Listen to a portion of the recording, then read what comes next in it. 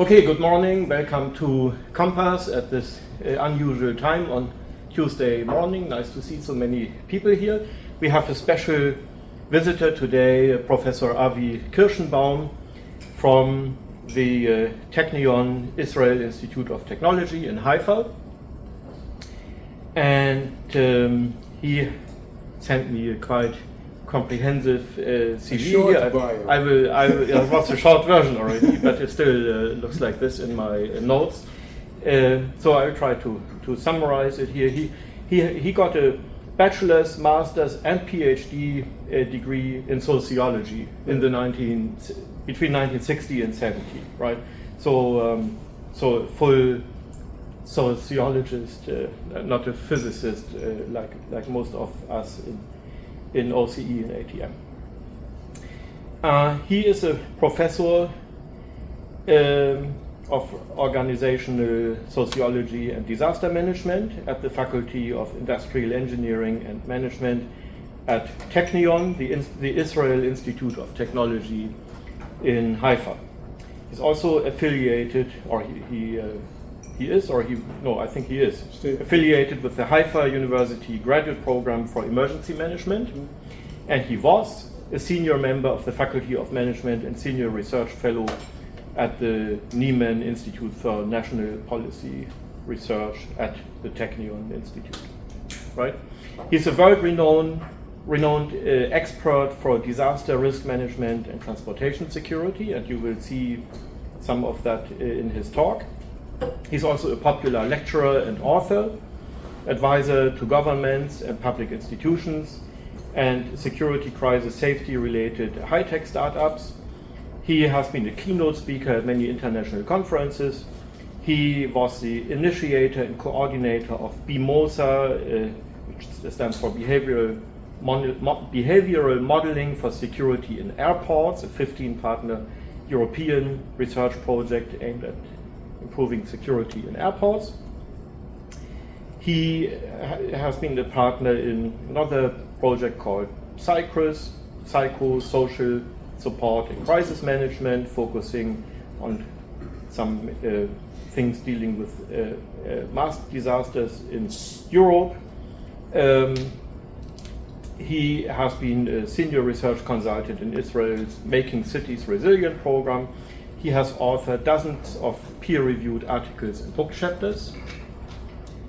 He has been on editorial boards of leading international journals.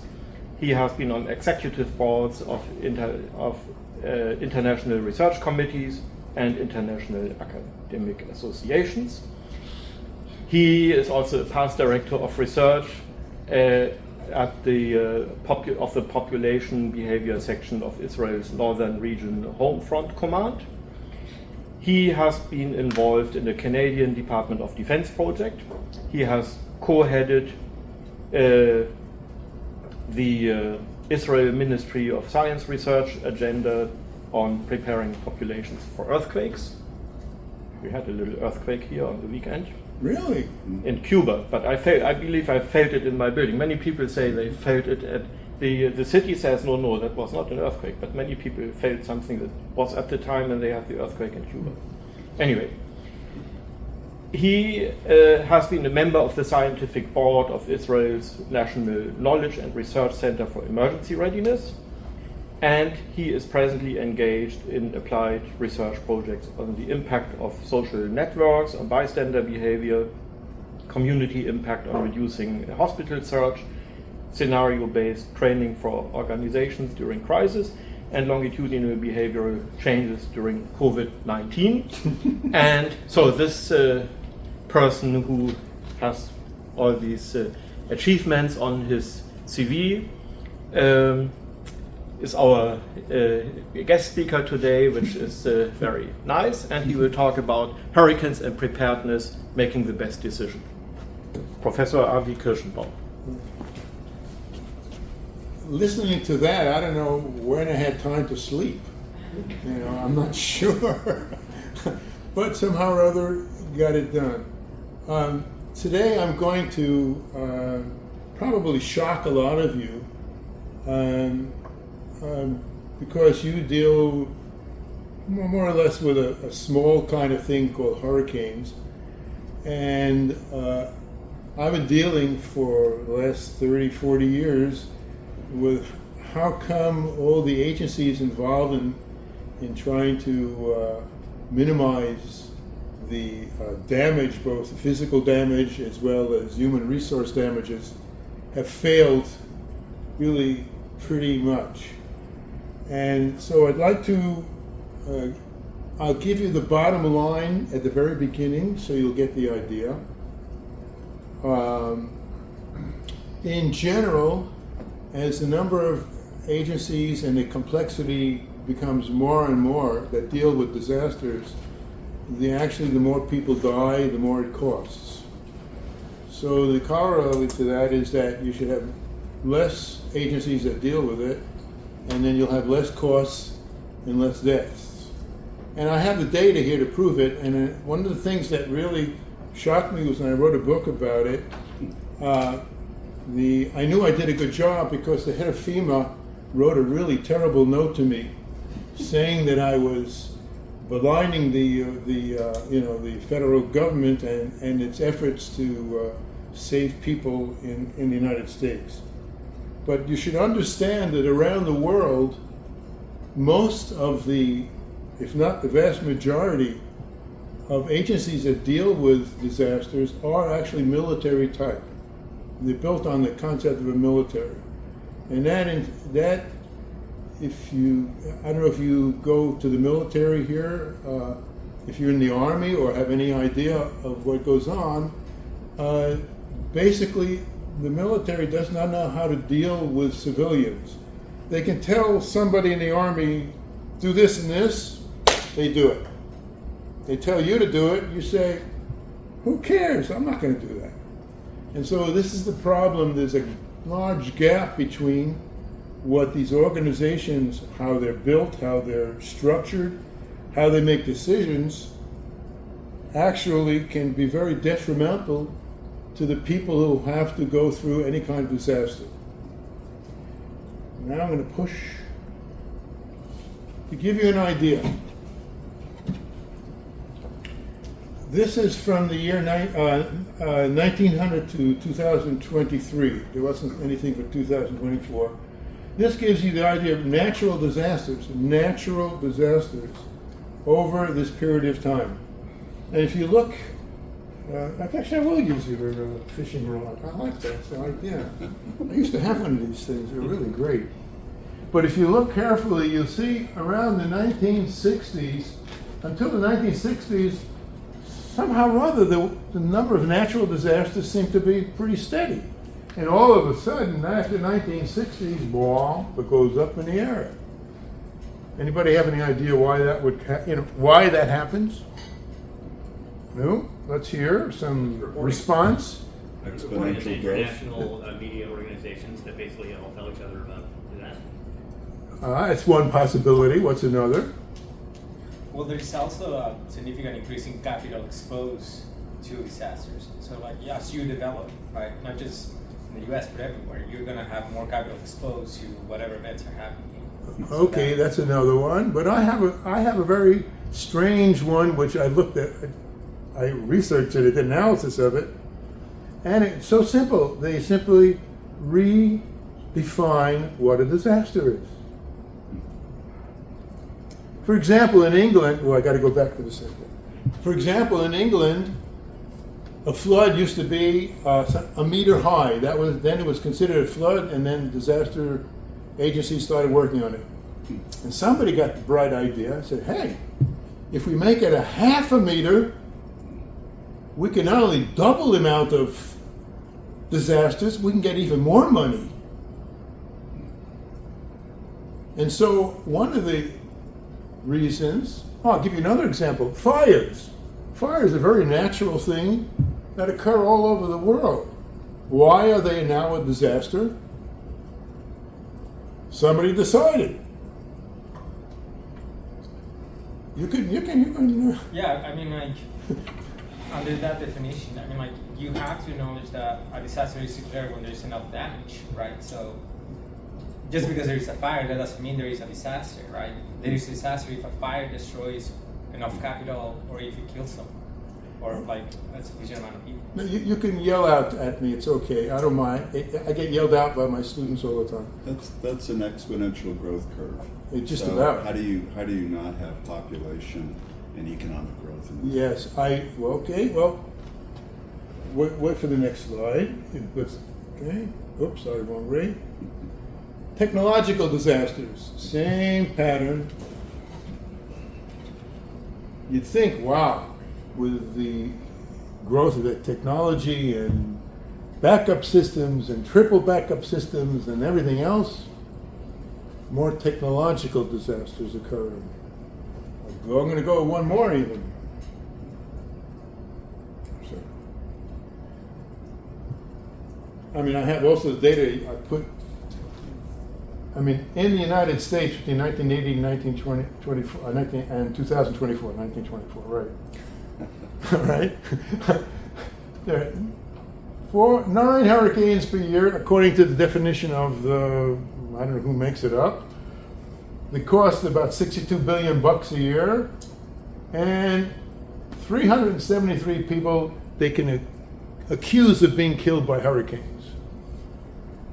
Somebody has a heart attack, somebody falls on his head. I mean, this is the problem of how do you define who was actually killed by certain disasters.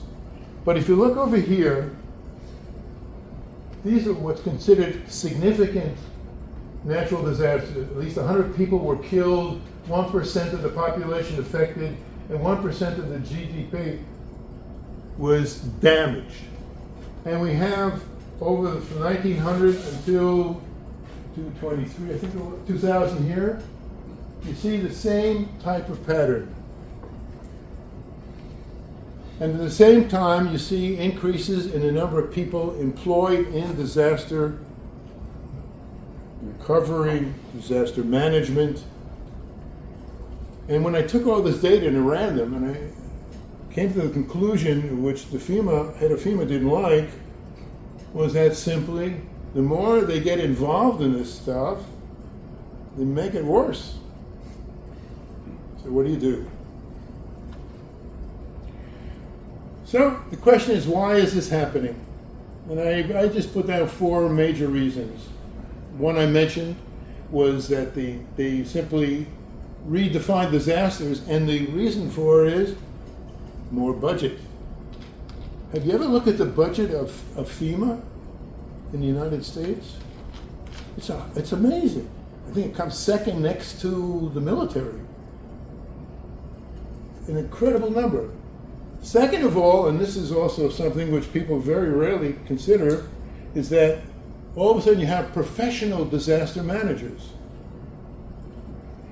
And of course, when you ever have professionals, it's like you're going, you have a stomach ache, and you go to an orthopedic guy, and he says, "Oh, we need an operation on your back."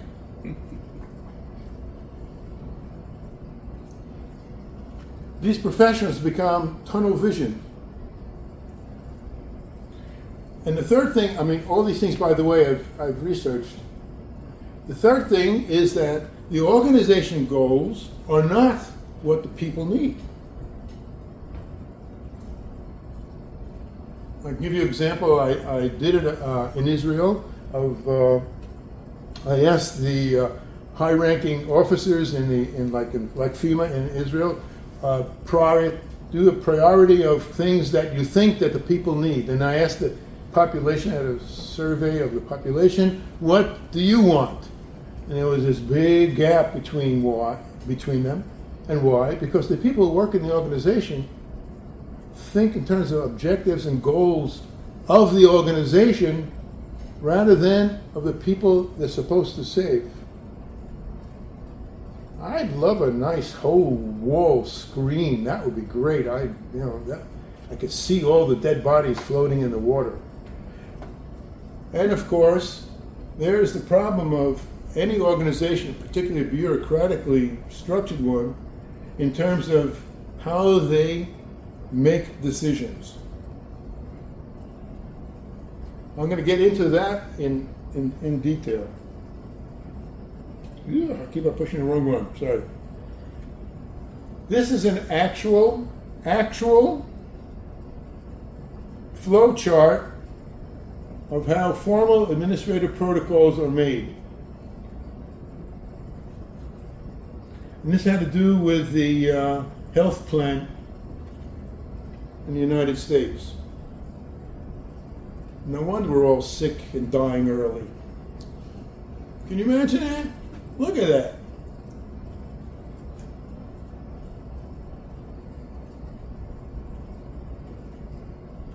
Now, what is it about disaster agencies that that really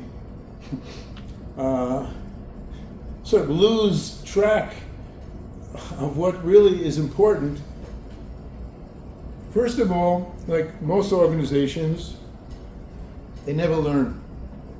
There's a thing called organizational learning, where you learn something and you pass it on, this information.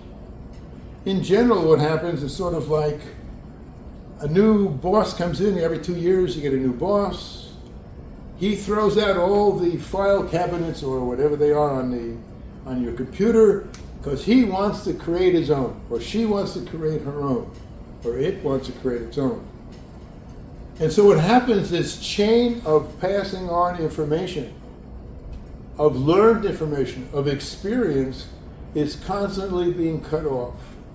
So they tend, believe it or not, and this I've seen in the data, they tend to repeat the same mistakes over and over.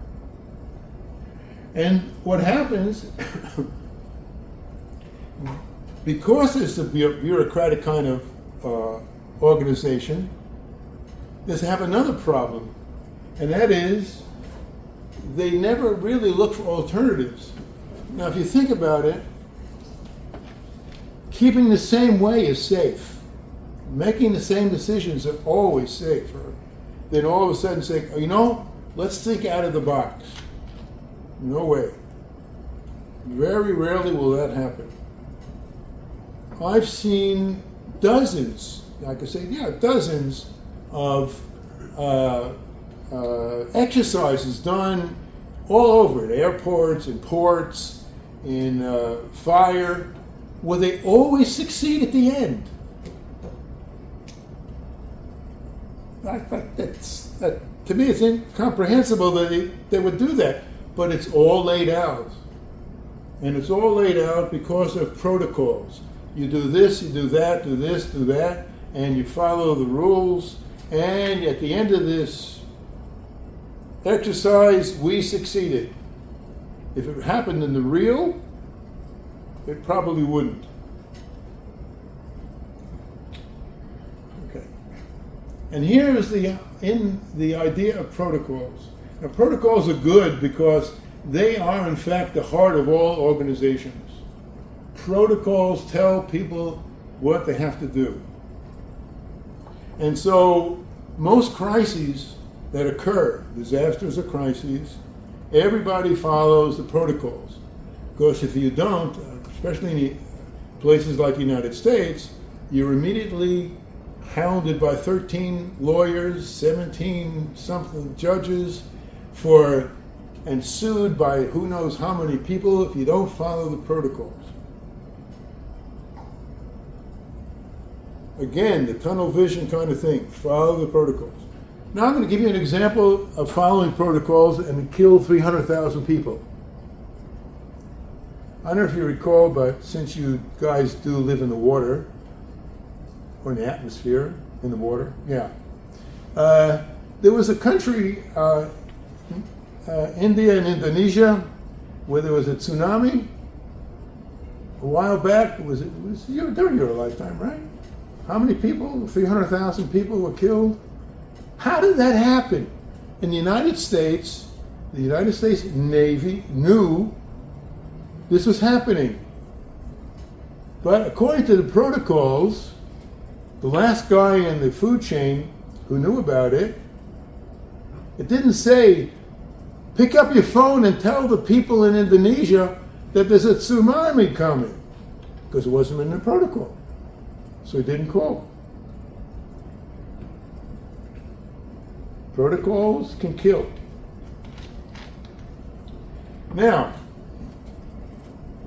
You getting the picture?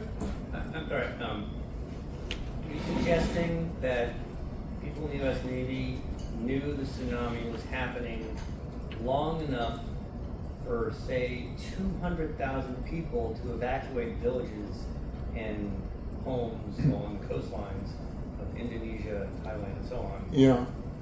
And all those people wouldn't say 200,000 people.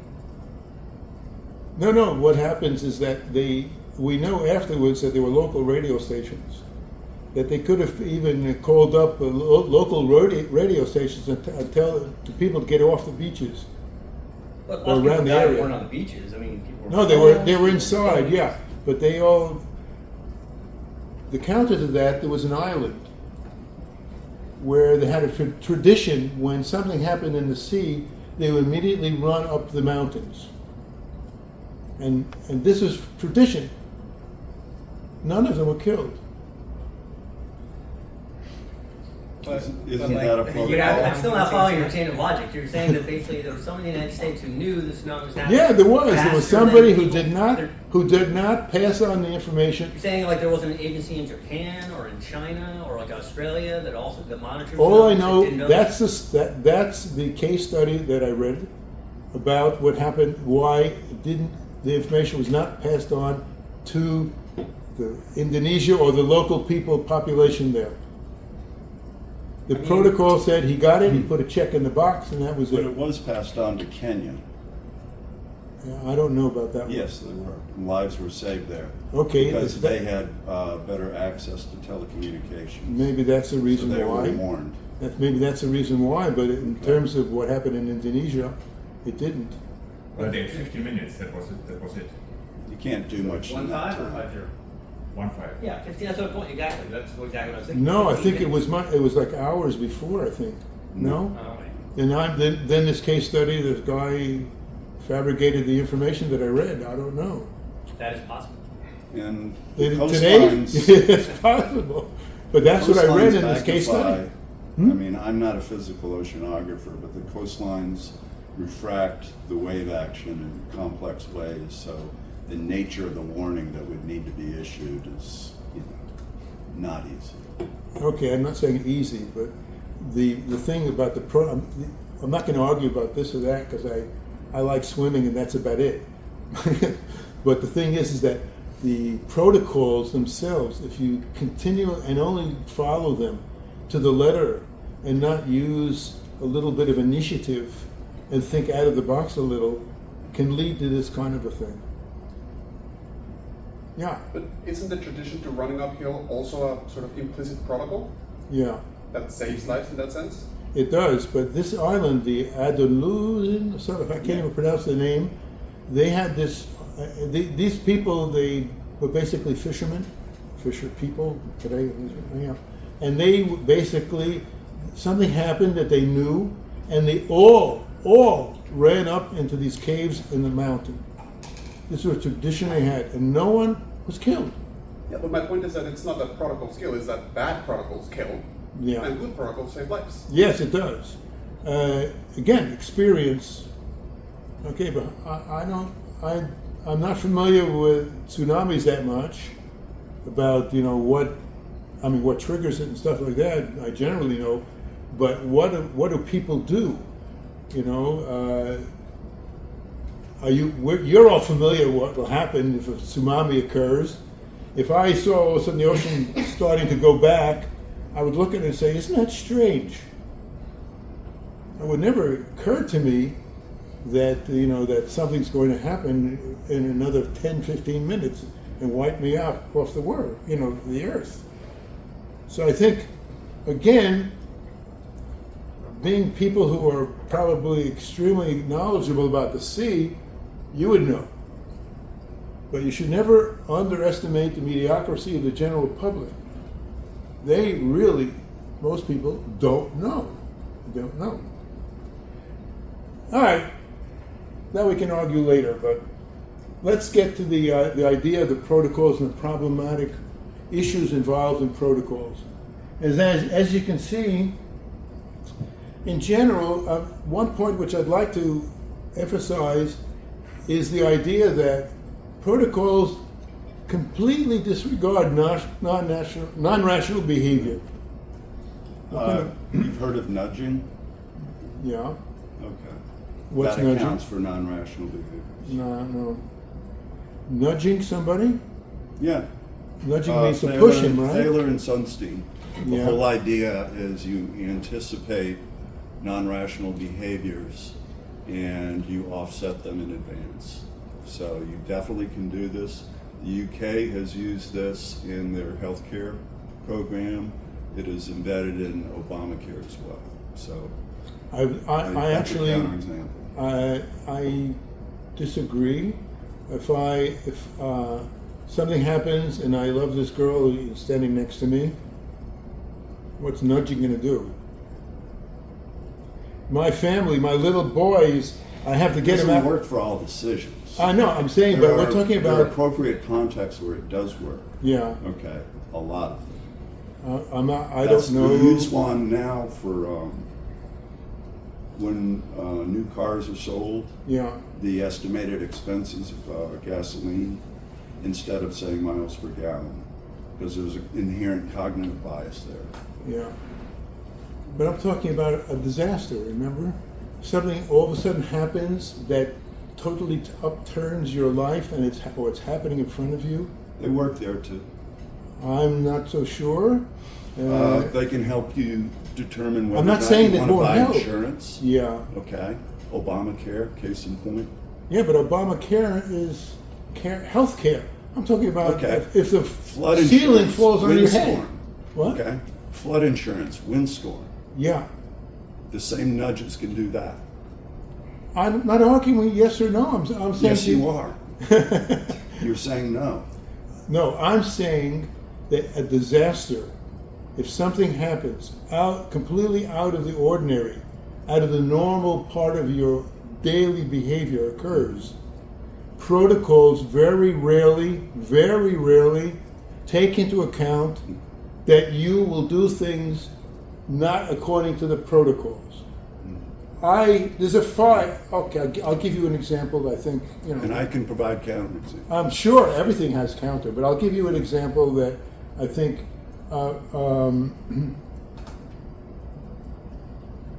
a building collapses.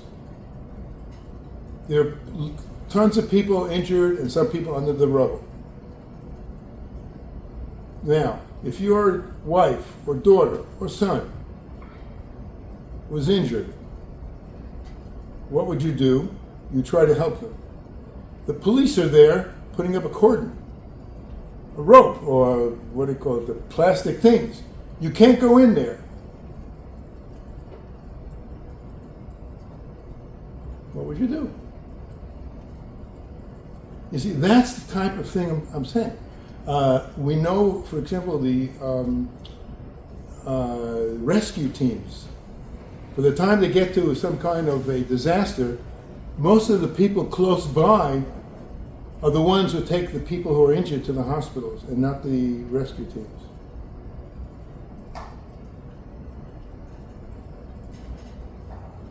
So the protocol is you can't go in, you can't help them. Why not? This is the kind of thing that's both emotional, I call it non-rational. That's the thing I'm talking about. I'm not talking about Obamacare or nudging. That happened this past week in Spain, Yeah. but it is the absence of a protocol that is being criticized. It is not a protocol that broke down, okay? The French who volunteered without permission to come in several days later, Yeah. okay? That shows the lack of a protocol. The central government, the regional government, they had no means of communicating. That's a different story. That's not protocol. That's simply a matter of not coordinating different organizations. Now you're labeling.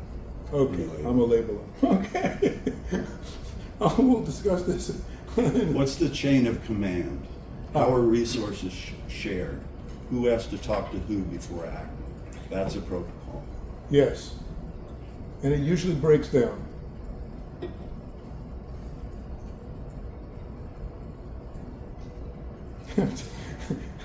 Do you have numbers or a narrative why it breaks down? Yes. show us. I'm going to try. Okay. The third thing, of course, is social networks. The idea of social networks is you ask somebody, or you're part of a social network, who you ask about what you want to do. Should I evacuate? Who do you call? Do you listen to the formal spokesman for the government? Stay in place, everything will be okay. Or do you listen to your neighbor? Or you call up your mother? And these are the social networks which, in fact, impact upon what decisions you make. And we'll get to the thing in a minute. Oh, okay, we're going back. All right, again, an example of a formal organizational structure. Now, you would talk about chain of command. All sounds very good. But you'll see when you start to use social networks, when you bypass a lot of this chain of command, what's called the informal social structure in organizations, you get things done. Now, for example, we're having an argument here. We're discussing things about he disagrees, I disagree with you. Okay. Now, he hates me because I'm a nudge. I'm a pain in the ass. No, I'm just kidding. So he gets this note. Listen, pass on to Avi that he should go and tell somebody. And he says, I'm going to screw this guy.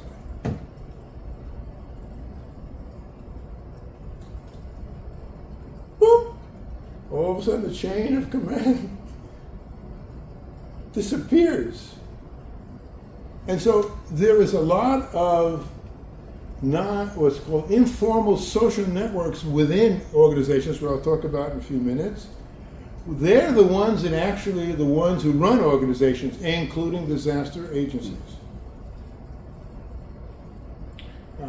Okay. And I've seen literally dozens of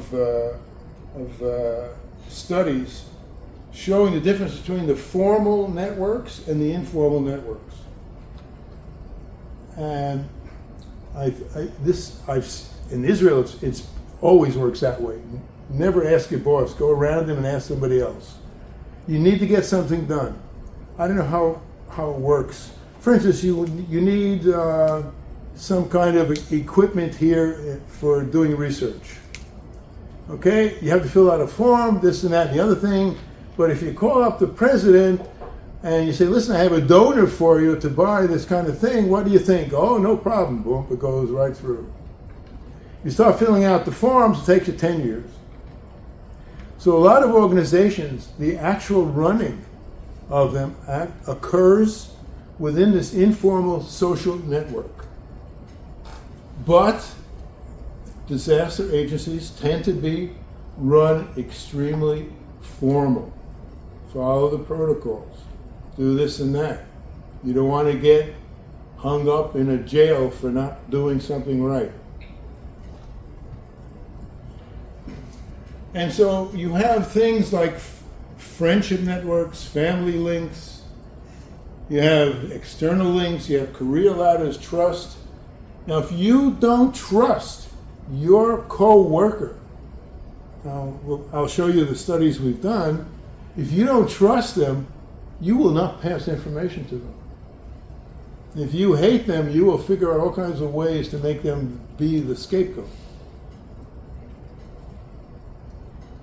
Now go back and think how that first chart showed number of dead, 100 people more, GNP, and start to understand that the more bureaucratic these organizations become, the bigger they are, more complex they become, the less effective they actually are.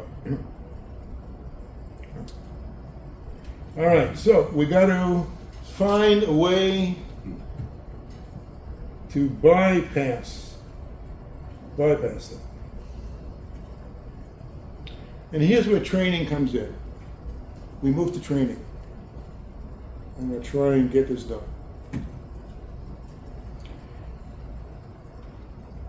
Everybody said, they all say training is the best way to improve performance. Ta-da! If you look at the management literature, it doesn't always work. And so, what happens? The argument is you do exercises like these training exercises, it'll improve performance and all this kind of thing. It simply just reinforces what was, even with all the mistakes. Oops, there goes my fish. Now, training also reinforces protocol adherence. Do this, do this, do this. Don't think about outside of the limits of what you're supposed to do, because it won't help. Now, it does help, especially in technical things. You take a screw and you screw it in 1,000 times, believe me, you'll become an expert. But, all right, and here's the bottom line to it, it has never been proven, and this is the management literature, it has never been proven to be more effective than on-job learning. You know, what was it? Oh yeah, I went to get coffee this morning at this hotel that I'm staying, and I couldn't figure out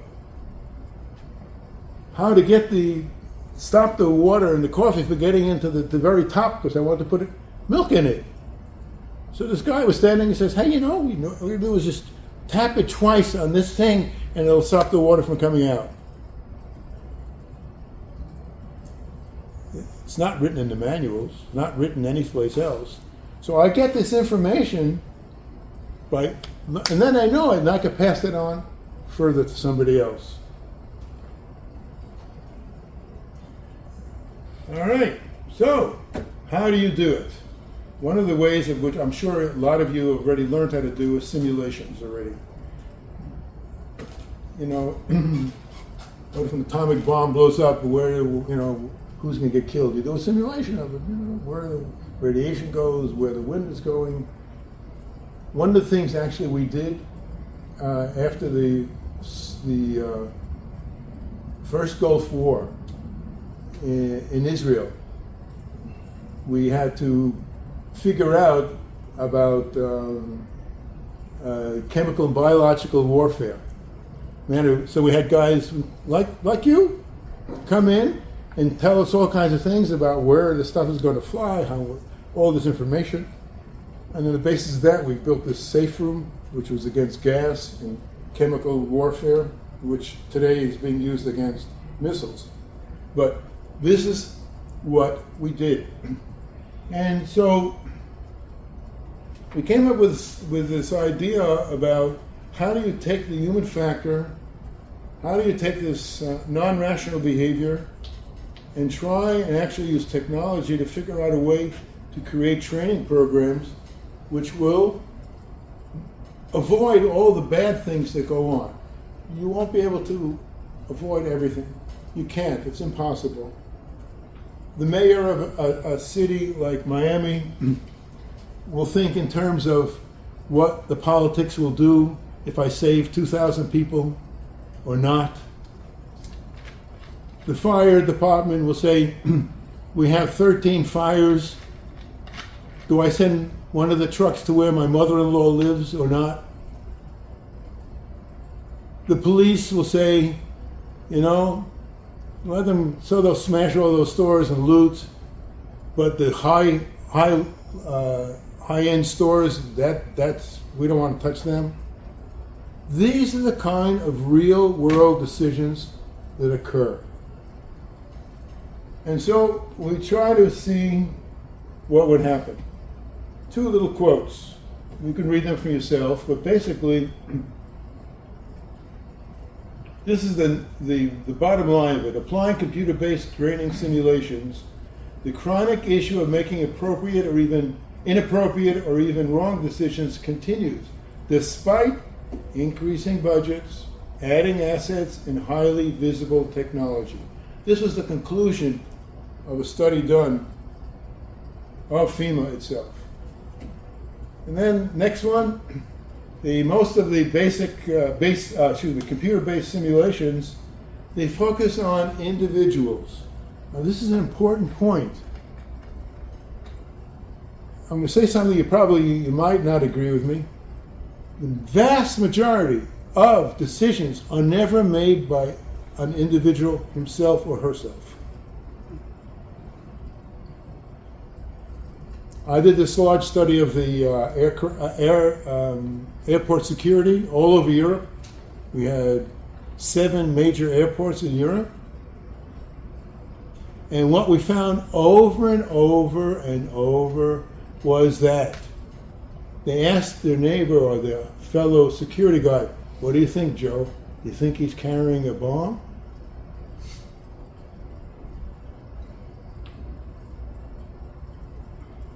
We all need some kind of external support.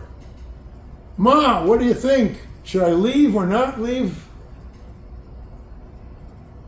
This is the reality of how people are. If you think, ask yourselves. You want to make a decision. Should I take out a mortgage? Well, let me ask somebody. Some people ask experts. Most people, in fact, ask their neighbors and friends and family. So decision making is actually one of the keys to saving lives and reducing costs. And you can look at the list I have here. And here is the thing. A lot of things, a lot of decisions we make are not pure.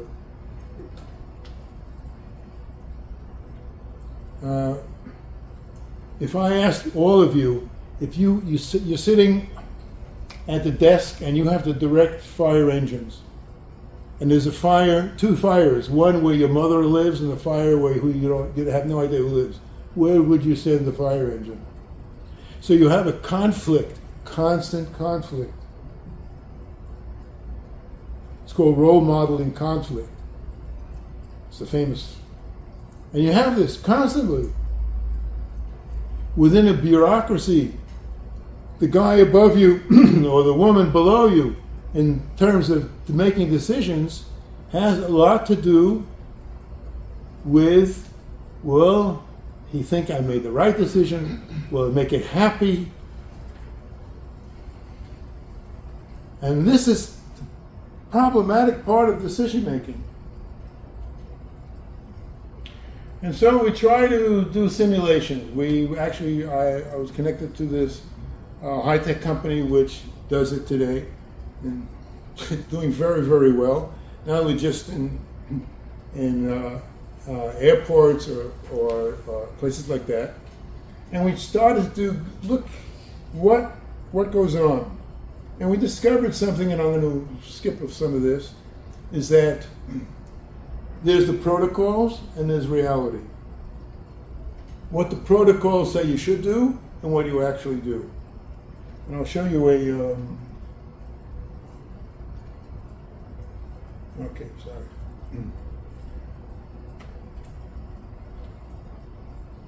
I helped them develop this thing. So, because they were all technicians, and you know how technicians are, you know that. Technicians, everything is logical, rational. If 1 and 1 is 2, that works. And I had to convince them that people aren't really rational, and you should take this into account. And so they ran simulations, really extremely realistic ones. And they did something very, very, I would say, extremely innovative. It was a startup that they were able to monitor all along and introduce all kinds of questions and throw what you call monkey wrenches, right? Is that a word for it?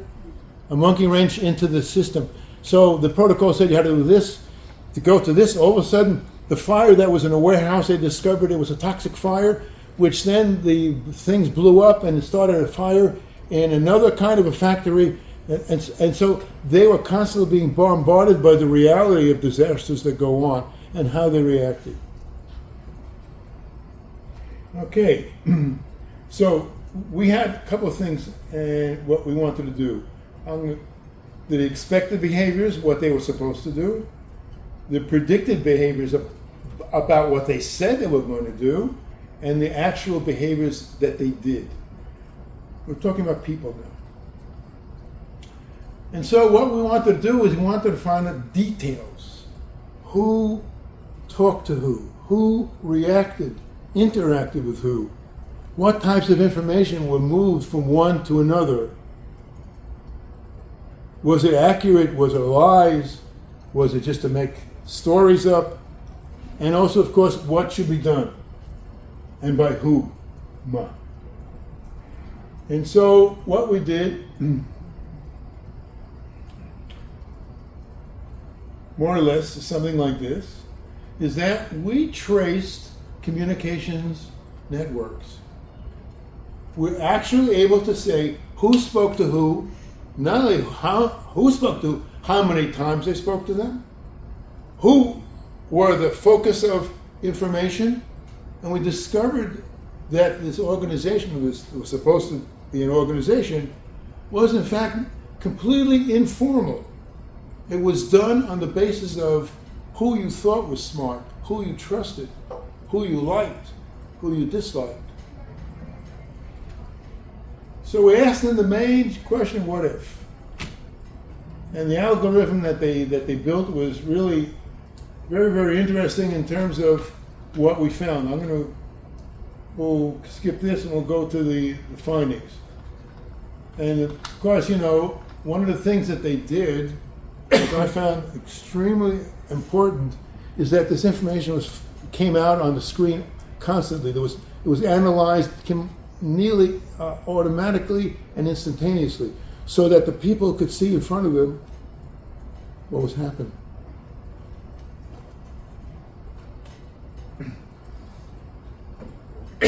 I like this picture, so I put it on here. Little girl picking. Do not pick flowers, but what do people do? They pick. This chart, the top part is what they were expected to do according to the protocols of which they were given. The bottom part is what they actually did. You immediately see, just on a general basis, you could see the difference of what they should have done and what they actually did, who they spoke to and stuff like that. The second one, well, this I'll point to. This is the expected interactions of who should have spoken to who in order to get things done. But what we found is that we found what's called opinion leaders. Everybody, by the size of the things in the color, who actually were the ones who made the decisions, who influenced the narrative, who brought them in what direction to do what. This is the reality.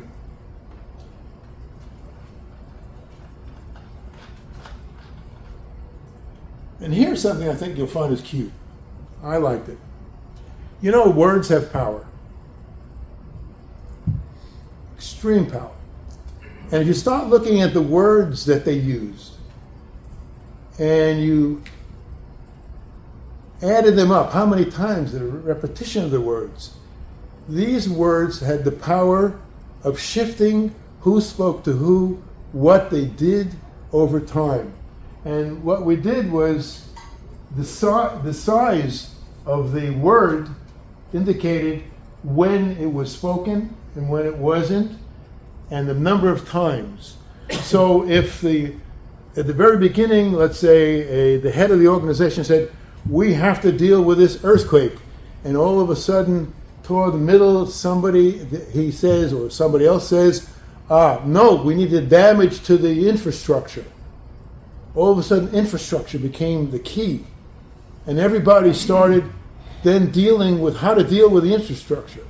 So the power of words a long time, in fact, affected decisions that were going to be made. And remember I was saying to you that we're able to throw the monkey wrench into this thing. As they were going along, they said, see, we solved this problem. What we did, well, so we gave them another problem. How did they react to it? And so as they went along, they were beaten on the head over and over again about what they had to deal with and see how they reacted. And here's where the protocols fell apart. So, every plan should always have plan B. I get it in time, you got 5 minutes. That's it, folks. Okay. Whoever yells out first gets I'm it. going to yell out first. So, if I can glean something from your talk towards the end, you're arguing that informal social networks inside the organization have a lot of power on the outcome. Yes. And I agree with that. I mean, because we're in a large organization, and I do also have interactions with the National Hurricane Center. So but isn't that an argument for more protocol? Because in other words, if there's some charismatic personality in an organization who basically gets some idea that we basically should shift the hurricane warning area to Jacksonville so their mother will evacuate. Yeah. They could do that. They could basically do that, and it may not be justified. So that's the point I'm making. That isn't that an argument for more or just better application of protocols? No. Why not? Because in general, as I said during my argument, was that protocols can be detrimental. Sure. I'm not saying throw them out. Okay. I'm not saying throw them out. You can't. It's impossible because every bureaucratic organization needs what's called administrative guidelines and all this kind of stuff. But if they overpower everything, and you lose the initiative, you lose the learning curve of experience. It's just that's why they keep on repeating the same mistakes over and over. A lot of these organizations. So the argument for increasing protocols, no, keep them the way they are and let the real world operate underneath it. I'm going to let him. He was the first in the room, so he's getting. Well, I just want to follow up with a question to Dave's question. So you're implying that, and I might be totally misunderstanding. Are you implying that a lack of not increasing protocol would then correct for the bias of the person implementing the warning, or are you just? I'm confused about the main point of, is protocol bad? Is it correcting for human bias that would send the ambulance to their parents' house rather than Todd's house down the street? I don't. The reality of the world is that we are not only just rational, but we also are non-rational human beings, which have a set of priorities in terms of what we want and feel and need. And so the protocols are there to set up the structure. But if you only rely on them, basically it does more damage because they don't take into account any kind of changes or unexpected events that might occur. Well, we can continue with the ambulance protocol. Let's Yeah. say the ambulance operator, the person who's sending ambulances out, has call order and severeness of the illness at hand for where they're going to send the ambulance first. Wouldn't that correct for or help correct for any systematic bias they might have over sending it to their friend versus someone they don't know? That's what I'm wondering. I don't know for sure, but I would say this. If you were sitting there sending out these ambulances and it had a choice between your mother and somebody you don't know, the protocol would fall apart and you would send it to your, I assume, you normally would send it to your mother. Well, then why don't they place the ambulance operators outside of their, Why don't you put robots, make a robot? Well, yeah, then that would remove bias. And then- and That'd be th- a good protocol. and then- robots run on protocol, right?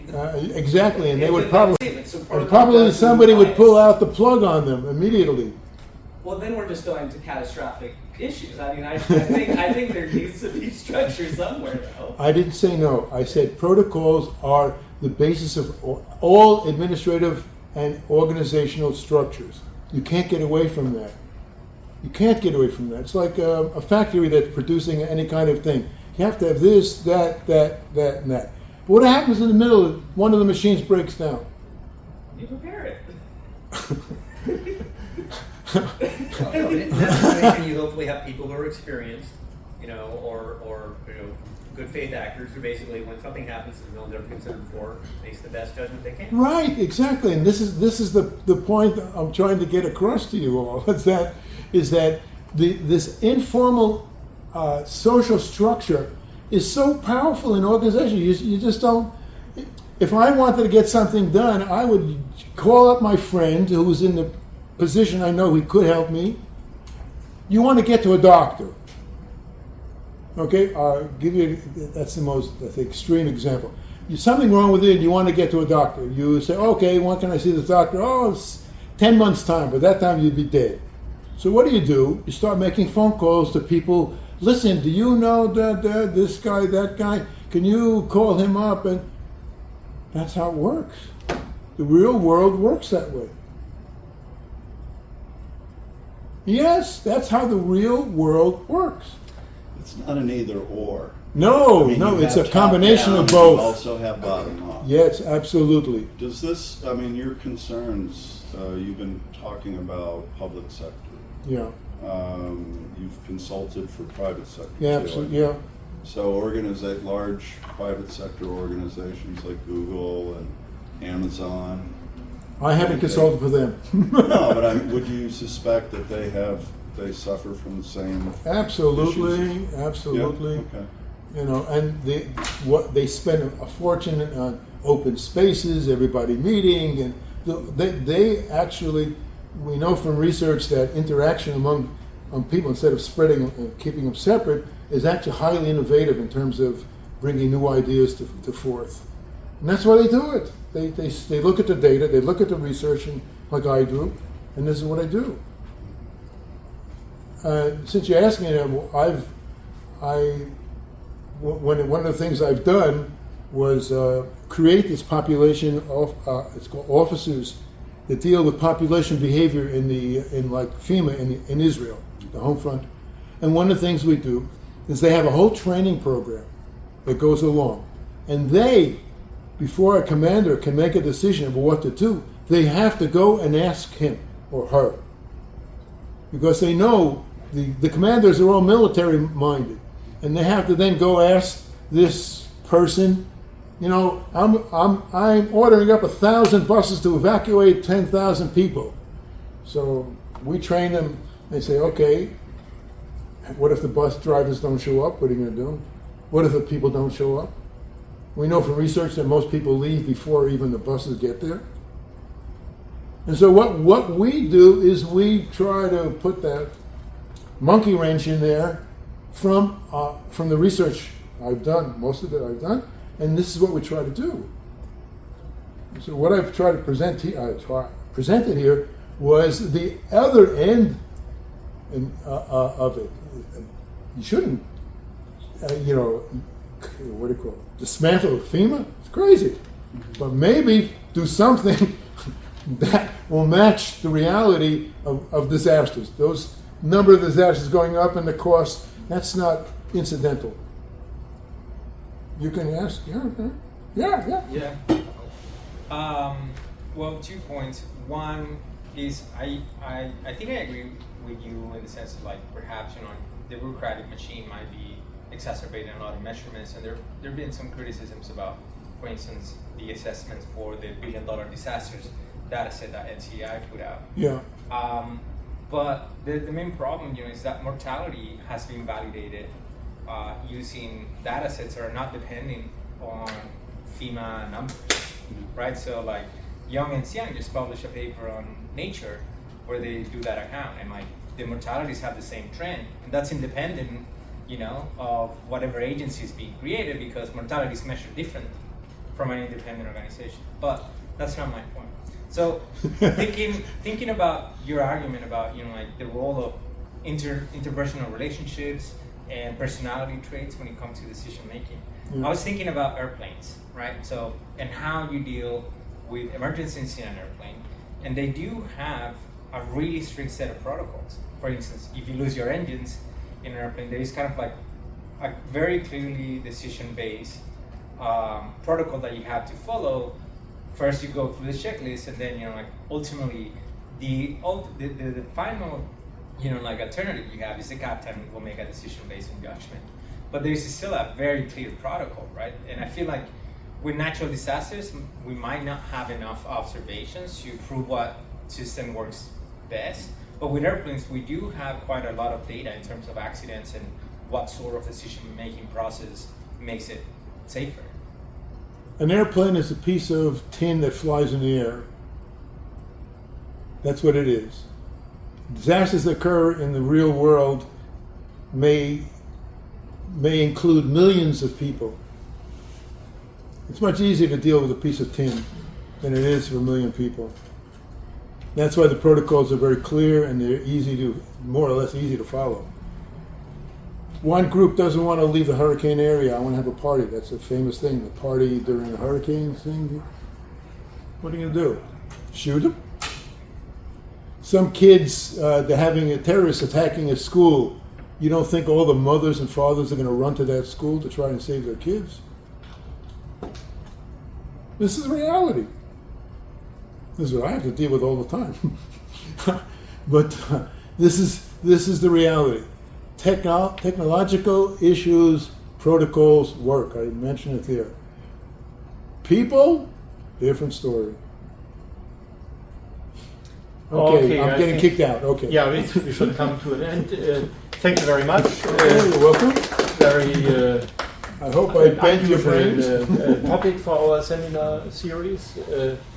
I think it was quite interesting. Thank you all for coming. Tomorrow we will meet here again in the afternoon when Milan Church's visitor from Japan will talk about some wave physics. And then on Friday we have our student seminars in the auditorium. Maybe even the EVR people, if you liked our seminars, you will come again, but those will be different kinds of presentations. Thank you and goodbye.